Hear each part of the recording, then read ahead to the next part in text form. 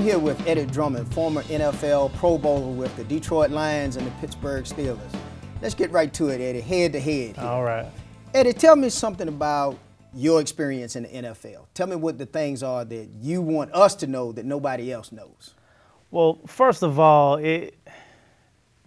everything is what it's cracked up to be as far as money-wise, as far as fame, things of that nature. Right. But a lot of people don't know about behind the scenes. Behind the scenes, it's a lot of drama, a lot of issues, a lot of politics. Like what? A lot of things is going on. Give us some of those issues. So issues are, we don't make as much money as people think that we make, first of all. Okay. So when you're seeing these cats that have about 10 million plus in there, right, they're not actually making that 10 million.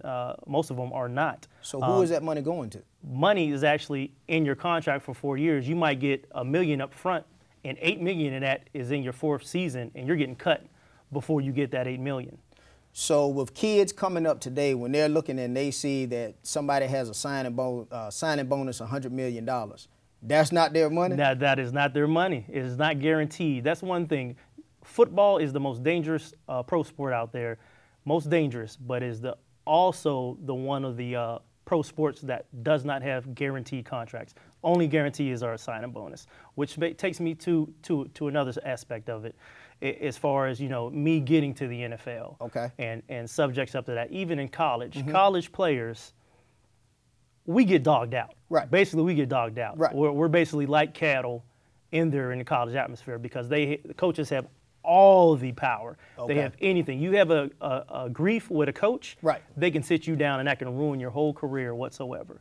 So it's a lot of acting going on with athletes. Right. A lot of us settling, but that also gets us angry because for 4 years of our lives, we have to be in control, not be in control, but being controlled over this coach is just doing whatever they want to do. The training is just ridiculous. So if I'm talking to my son, what would you tell me to tell my son about his aspirations to go into the NFL? It's a hard road. It's going to be a hard road, hard, long road, but be mentally prepared. Okay.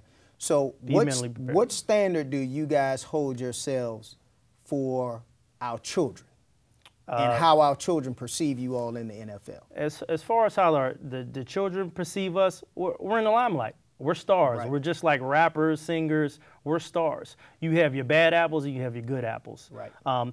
Trust the good apples. You know, people need to gravitate towards them, and they're leading by an example. Your bad apples are going to be in the news all the time. They're going to be, the bad apples sometimes want to be celebrities or basically want you to see them in any way possible. They think any news is good news, right, but in sports it's not. It's not, right. It is not. I understand Yeah, so you're looking at these athletes' lives, and once they get into the bad limelight, it's over for them. So it's really hard to bounce back. So when we're looking at situations like, let's take for example your T.O., Terrell Owens. He's in a situation with child support, and there's a reason he's in a situation with child support, because the average person looking, they would say, he's made all this money, why is this going on? Yeah, well, just some statistics. The average NFL lifeline is 2.5 years. No one would believe that, but the average NFL player only plays in the league for 2.5 years. 3 years after that, 75% of them file for bankruptcy. I mean, those numbers are just ridiculous, and a lot of people want to ask, like, how do they get like that? Right. How do you get like that? First of all, they're not making as much money as you think. Okay. Second of all, the team they have around them are just ridiculous and just taking. Right. Then you have these kids that grew up and their households aren't secure with money, so they have no recollection whatsoever on how to keep money and surround themselves with a team of people that's going to spruce them and get them lined up right. So all they're doing when they get the money is spend it.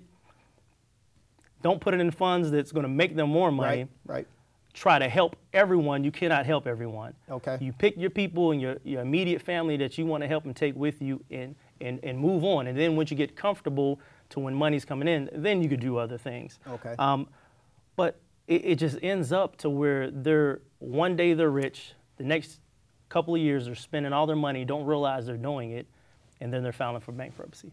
So what has the league put in place to stop that from happening? Because on a typical day, let's say you're going to an away game. I'm quite sure that you all run into all different type of scenarios with ladies that want to hook up whatever way they can hook up. So how do they deal with that as far as with players teaching them this is what you should do and what you shouldn't do? A lot of people and a lot of former athletes have tried to get into the NFL system and start classes up for these players. Since I've been in the NFL, there weren't really any mandatory classes on getting taught values like that and getting prepared. The issues is you basically have to listen to your elderly teammates, your veterans. Those are the ones who know the road, that's been in the league for 10 plus years, and they will give you great advice.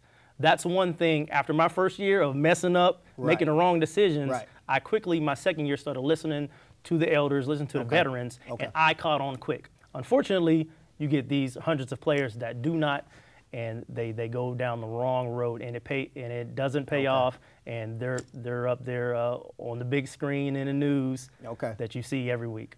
Okay, Eddie, I want to thank you for giving us a candid view of what goes on behind the scenes. Thank you so much, Eddie. Yes, sir. All right. Welcome back, ladies and gentlemen. We'd like to welcome back Mr. Eddie Drummond, Ms. Tamara Lawrence, Mr. Jay Randall, and Mr. Tony Parker. Tony, tell us, how did you get into the health and wellness? Ever since I was elementary, high school, all my life I've been working out. I took it more seriously when I became older, just started working out more. Okay. And how about you, Jay? Just like Tony, I've been a lifelong athlete. I had an opportunity to play collegiately at South Carolina and Georgia Southern. That took me to a career in coaching for a while, coaching athletics, strength and conditioning. Then I made a transition over to fitness, so it's pretty much my livelihood. It's what I do pretty much every day. Okay.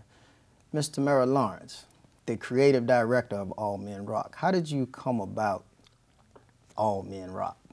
All Men Rock was something I just felt needed to be done, and men needed to be able to express themselves in a positive environment. So I'm just excited about being here and having the opportunity to share that, that platform to be able to expose men that are affluent, who have achieved things, who have overcome obstacles like yourselves.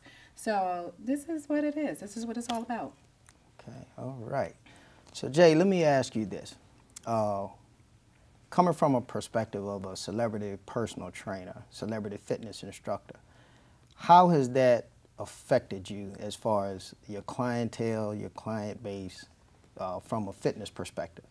The first thing I had to learn was to make sure my demeanor is always checked. When I be my demeanor, I'm 6'4", 235 pounds, can kind of be intimidating to people who don't know me. So I have to make sure that I smile more, I'm more engaging. And I think that's a stereotype that all of us, particularly African-American males who are in fitness, that we have to overcome, that we're more approachable to people of the opposite races. So I think that was one of the biggest things that I had to learn. I also had to learn to articulate well and how to just present myself to different groups of people. Public speaking is extremely important.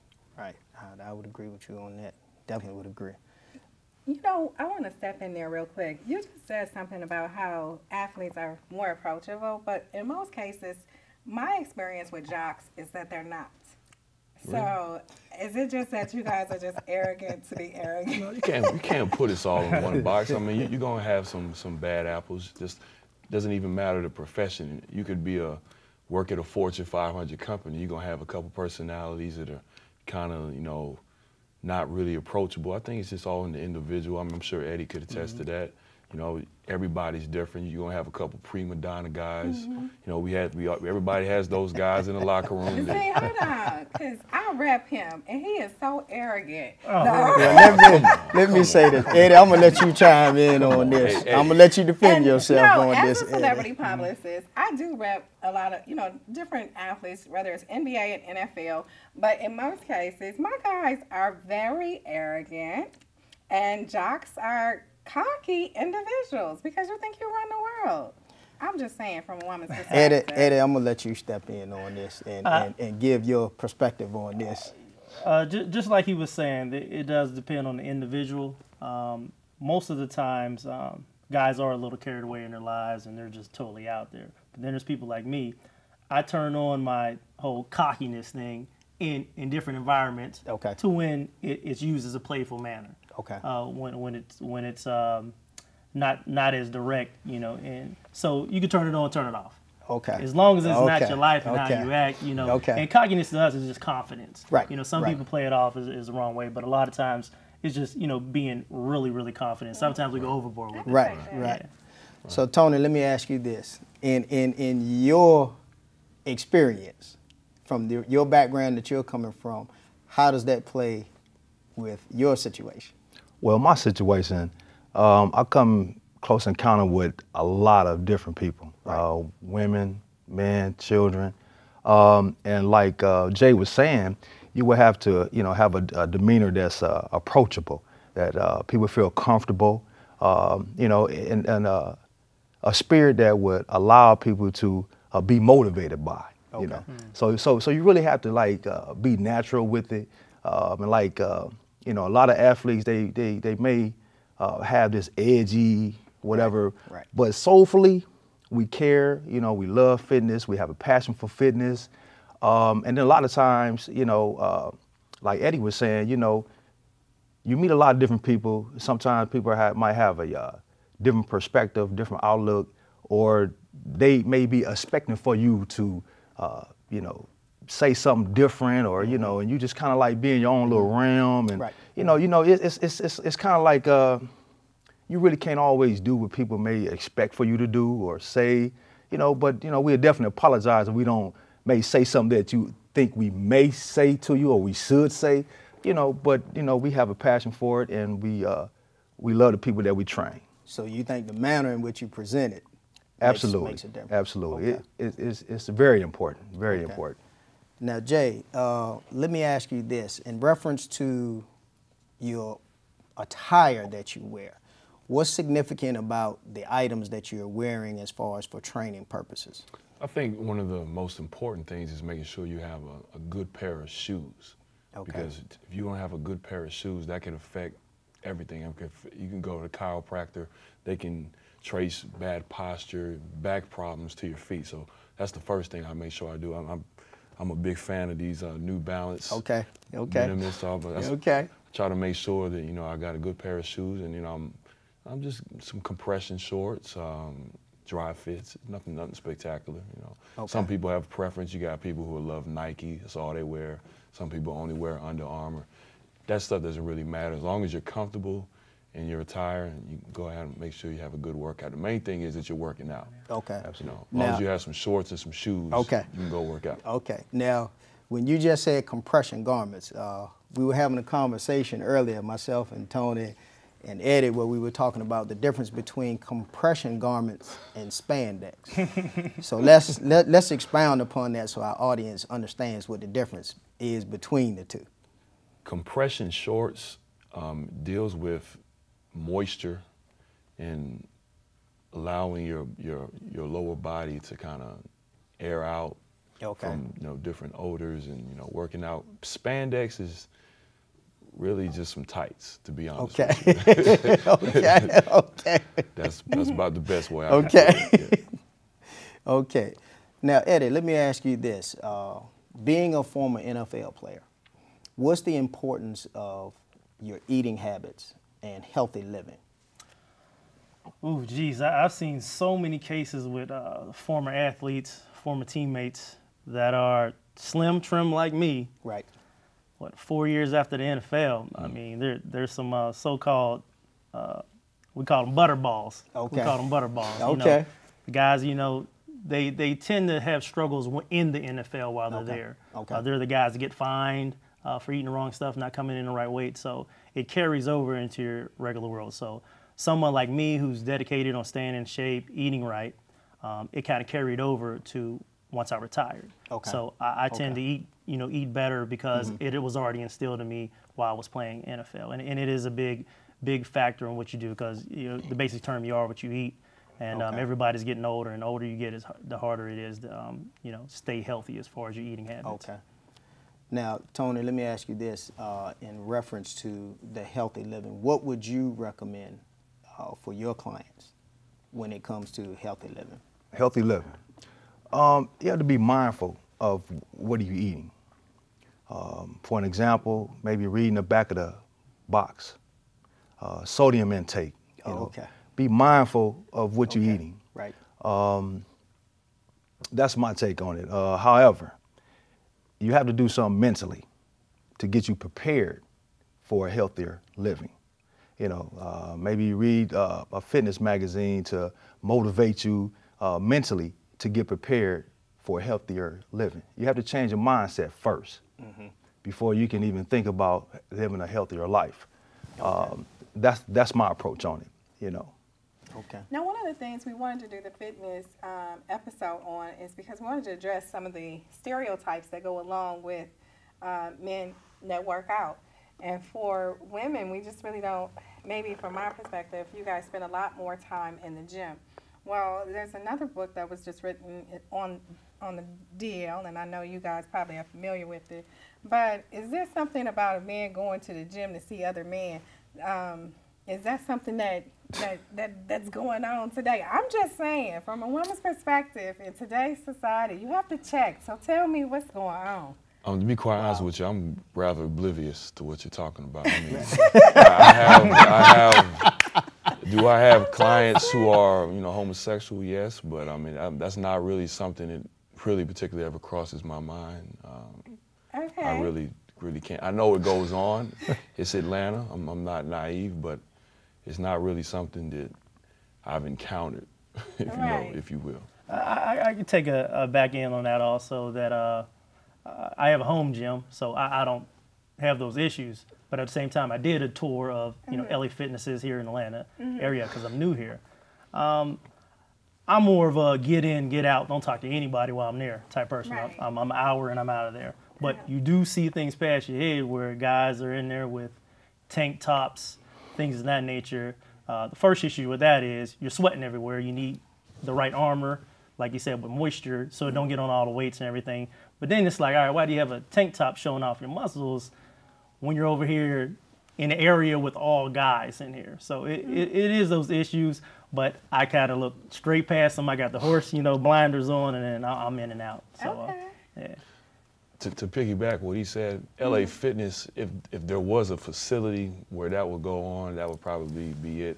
My particular facility is a non-traditional fitness club. It's more of your garage gym, your CrossFit type of stuff. We don't have any treadmills in our facility. It's boxing, it's boot camp style training. So really don't encounter that kind of stuff too often. But I'm sure it goes on, absolutely. If I may add, now I've been playing sports all my life. Right. I've been having cheerleaders all my life. And fellas know, we like looking at them cheerleaders sometimes because that may be the motivational tool, that gives us that spunk. Make you get it. You know what I'm saying? Get in shape. I mean, it's just motivation. We all in the gym doing the same thing, whether you are male, female, or the other. I mean, whatever the case may be.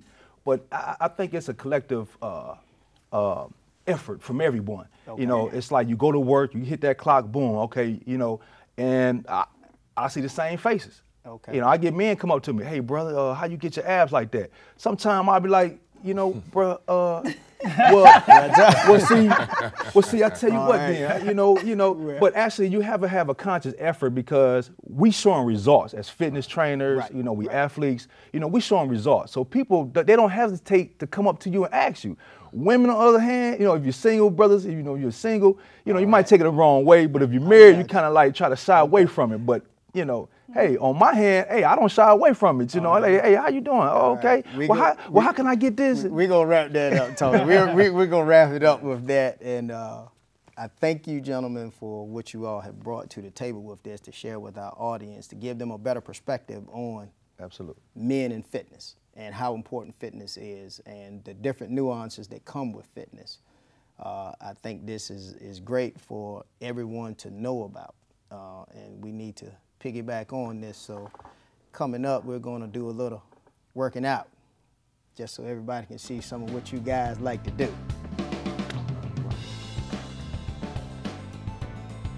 To welcome our special guest today, Dr. Roderick Williamson, Dr. Marco Bellazzare, and Eddie Drummond, former NFL player. Dr. Bellazzare, a question that I wanted to piggyback on what you were stating earlier in reference to the body being a self-healing organism. I've always had this question myself and quite a few others where we've had these conversations as far as insurance companies and pharmaceutical companies. How do you feel as far as these companies? Are they creating a customer base, or are they developing products that will help to heal individuals? Well, that's a very how can I put a very loaded question that, okay. That we can that we can talk an entire show when it comes to that. Okay, right. I mean, it's one of the things that I tell people. Let's talk about pharmaceutical companies. I tell my patients there is a time and a place for medication. Right. And it is to help the body recover from a crisis. Okay. However, I can name 100 things that will cause a headache. Okay. One thing I guarantee is not causing headache is lack of, say, aspirin in your bloodstream. Okay. But for some people, for some reason, people think that they have a lack of this, and instead of being responsible, okay, it could have been, you didn't get enough rest or something that you ate. Well, you got to understand the food industry.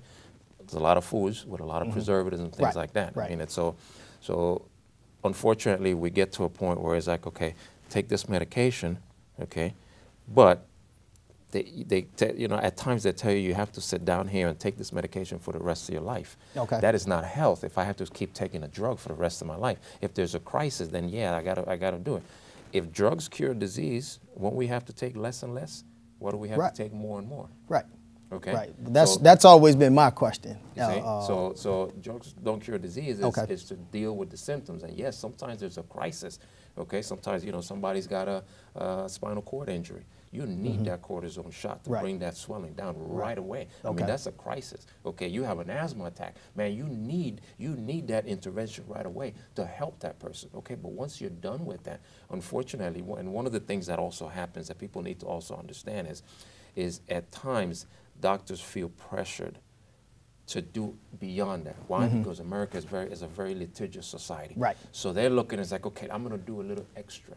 Oh, okay. Okay. I understand. And unfortunately, sometimes by doing a little extra, okay, is something that wasn't necessarily needed. I'll give you the example. I ended up one day at the emergency room with a severe asthma attack.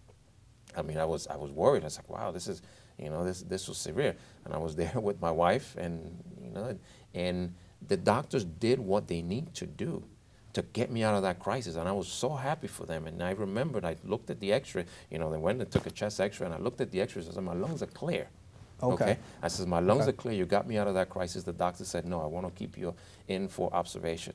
And I said, unfortunately, you're not. Is that for billing purposes? Yes. He said, but what happened is you keep me up for observation, and you're going to start giving me some other stuff, and understand these drugs come with side effects. So from a perspective of a man, a lot of men, they just don't want to go to the doctor anyway. So when they hear stories and situations like this, it's quite a few men that's a conversation that they would have. Right. And a lot of times their significant others, their wives, will say to them, you need to go to the doctor. They will nag. I didn't want to say that, but and it's necessary. But it's necessary. It's a necessary evil for men. Yes. Because a lot of men, and I would say myself personally, my mother had she had a heart attack while she was driving. That is what sparked me to start going to the doctor on a regular basis. She was 62 years old when this happened. So for me, that started me on the path of going every year and getting an annual checkup, because I always saw my sister from a little girl, every year she had to go to the doctor. It wasn't the same with me. So would you all agree that it's inbred in women that you go to the doctor once a year, as opposed to with men, you only go to the doctor if something is broken? I can agree with that. Okay. And I want to piggyback on something you said as well. Medications that we have now, I think there's a place for Western and holistic medicine. But I think we've become accustomed to, say for instance, I had a friend just last week had a raised area come on his leg, and he immediately said, I need an antibiotic. How do you know you need an antibiotic for that? Right. Or if someone has, say, a viral infection and they scream, I need Keflex, which is an antibiotic. You don't necessarily need an antibiotic. So I think sounds like me. So It's a lot of auto medication. Yeah, we've become accustomed to just taking these medications, and now you see more that there's the bacterial resistance. You know, the medication. The more you take it. Yeah, the more you take it, it's not going to work because the bacteria are getting smart. We'll just mutate or whatever. And so I think that we as physicians, I typically tell my patients, listen, you come in and ask me for a prescription, no, there's something else that can work. You know, they may get upset with me, but I think in the end, you know, they appreciate me more for being honest. And so I just treat my patients like they're my relatives. Okay. And so I talk to them like my relatives too. So, but that's where the important things come in that he says is educating your patient. If you educate your patients well, then that doesn't become an issue. The patient understands when they come in. And they respect you more. Exactly. Okay. You know, and that's where the issue comes in. A lot of times people, you know, they'll come into the doctor and your doctor won't even look at them. You know, he's just talking and saying, exactly. Okay. And I've had patients come to me and say, the doctor came in, he didn't even touch my foot. So, I mean, we should never put ourselves on a pedestal that we're untouchable, that we're no better than anybody else. So we've got to be touchable, we've got to be personable, and believe it or not, that gets back in the community. Right. You know, that he's like me, he's like you and I. We're there to serve. So how do you all feel about the internet and your patients that come in that say, well, I've done the research on the internet, and they are self-diagnosing themselves? And you know what? I use that opportunity as a teaching moment. Okay. Because, you know, I listen to them and I'm open to what they're saying, but then I give my information from my standpoint. And sometimes the patient comes and the information is correct. Okay. But a lot of times I end up, you know, dispelling whatever. It may be a myth or something. So I know a lot of patients come in, especially for fungal toenails. They say, oh, doctor, I heard, why are you giving me Lamisil, which is an oral pill you can take? Why can't I just use Vicks VapoRub? I hear it's all over the internet. It works well, but you know, that's anecdotal. There's no research that says that works. So you know, they see all this stuff, and it's pretty good, decent information. But you know, you just have to. Well, gentlemen, I'd like to thank you all for your input on everything, and hopefully all the men that are watching, as well as the wives and the significant others, they'll understand your nagging is not in vain. So I'd like to thank you all for joining us on the show, and to our audience, take heed to what's being said, and I hope that each and every person will reach out to their male counterparts to make sure that they get early preventative work. Proactive. Exactly. Thank you, guys. Thank you for having us.